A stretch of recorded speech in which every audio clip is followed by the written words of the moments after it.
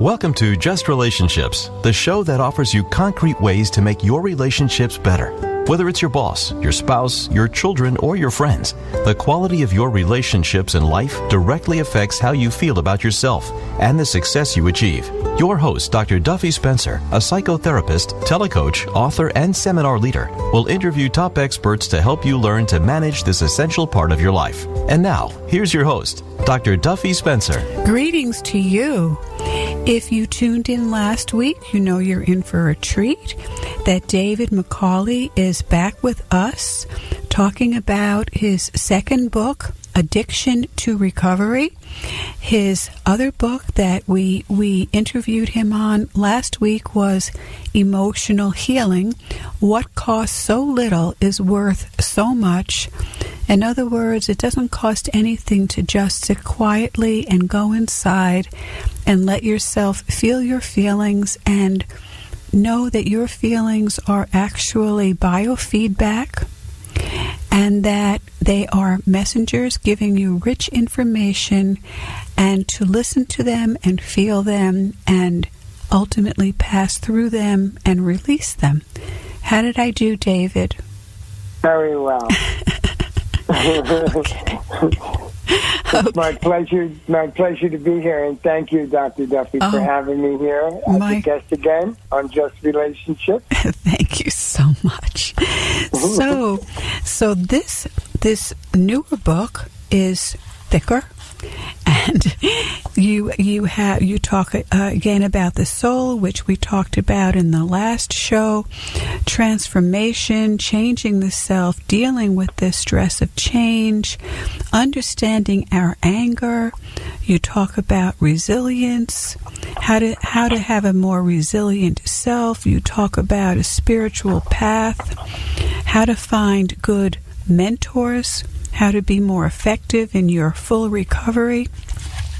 And I think what would be a good way to start is to explain to people who are not in the 12-step movement, starting with, of course, everything was spawned by Alcoholics Anonymous, what recovery means in a more generic sense.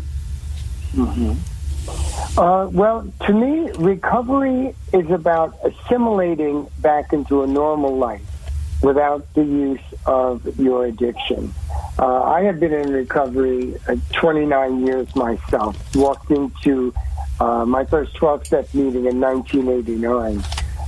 Became a certified drug and alcohol counselor, certified social worker, worked in the field 15 years, and I had a major relapse and with alcohol, only a couple months, but I had to answer the question of why. And that is how this book came about. Answering the question, my own question of why, with all my education, being a certified drug and alcohol counselor.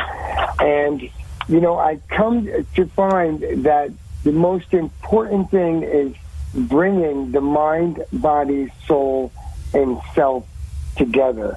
And that's how this book was born. I did a very deep inner soul-searching journey over an 8-year period, and I read over 300 books, mind, body, soul, studied world religion, philosophy, from Aristotle, Descartes, to current psychology. There wasn't a book I didn't read, and I wrote over 7,000 pages looking for answers of why people relapse. And this is why I did and why other people relapse. And, Alcoholics Anonymous was born in 1933, came to fruition really in 1935. And as a person who was in a 12-step program, I find it very useful, helpful for millions and millions of people. But today in our society, we have many different forms of recovery, whether that be holistic, religious approach. Can go on and on about the different approaches. And so I wanted to put all of this together to bring a new approach, an integrative approach to wellness in recovery. And that's how this book was put together. Fascinating. And when you say addiction to recovery, what do you mean by that? This book takes a person, it's 428 pages, 14 chapters, taking a person from addiction to a life in recovery, and hopefully through the process unlocking the potential of what is inside of you so that you can move forward in your life and leave your addiction behind and live a life of freedom from addiction with inner peace, happiness, and all that we expect that should come from a great life in recovery. Got it. And I just want to say to you, David, and to my listeners, I've talked about this before, but I believe I'm living in a state of grace, that I have stepped out of the addict's world, the addict's mindset and heart set, if you will. I was born into an addicted family. Both my parents were alcoholics, and I think there's a huge genetic origin of alcoholism and even other types of addictions. And so I dealt with that, joining my favorite club, and also not having any alcohol for decades. But I still lived the addict's life because I had problems with food. And food is something that we must have to survive. And I didn't know how to set a demarcation with food the way you do with alcohol, by putting the plug in the jug. And it's really only been a couple of years now that I am not living in my food addiction, that I have created basically my own demarcation, which is around not eating any processed foods at all. Nothing artificial, of course, no sugars, no flour, no processed food at all. And it has changed my life. And that's why I say to you, David, and to my listeners, that for the first time in my life, really, these last couple of years, I feel like I'm living in a state of grace. And when you don't take the addicted path and you take the recovery path, and I mean real full recovery, it changes everything. Yes, I truly agree with you there.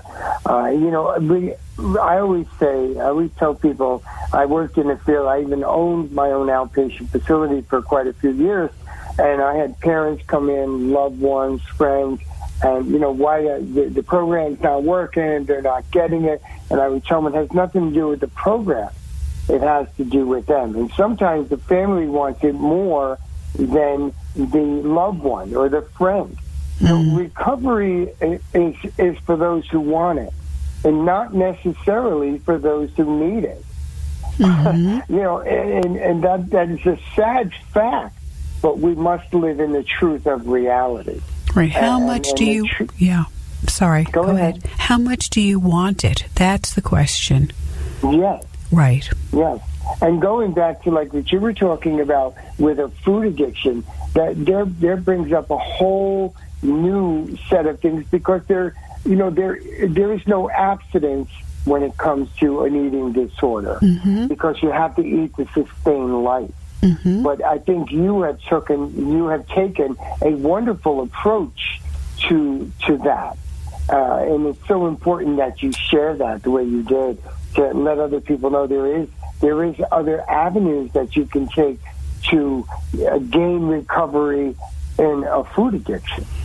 Yes, and it's so important that people understand today. I don't believe there is one way of recovery. There's many ways to recover today. Like I said, I have friends who are in recovery who found that their religious approach, through the therapeutic community approach, some found it through individual counseling approach. I have friends who in AA, friends in NA, and I have friends who've stopped on their own. with no help. They have wisdom to teach us as well. You know, what needs to be celebrated in recovery is the self-discovery of the individual, not the approach. Beautiful. And to value, what word do I want? Yeah, value your own needs and what works for you. And we say in the program, rigorous self-honesty.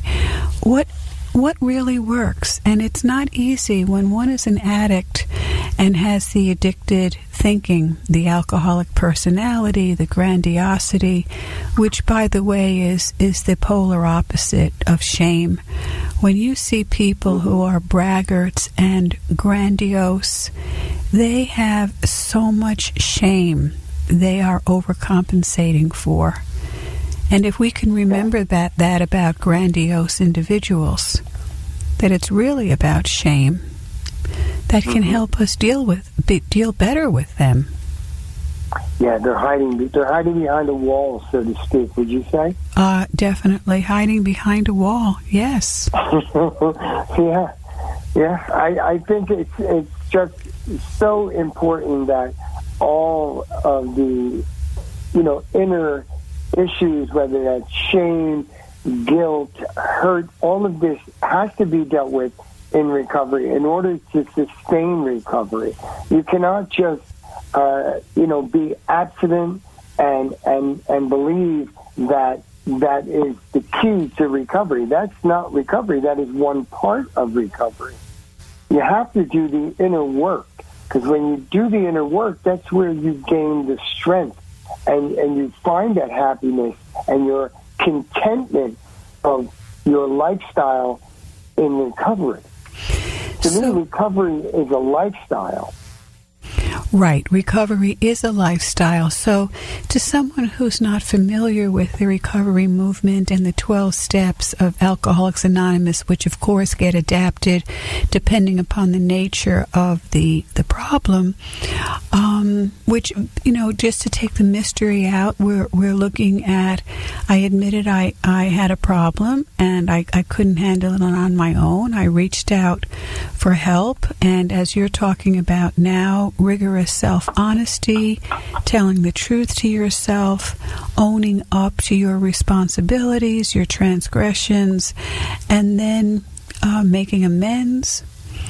And we call it also keeping conscious contact with God, a God of our understanding, whatever that means to you, God, Goddess, higher power, the source, whatever that means, the true self.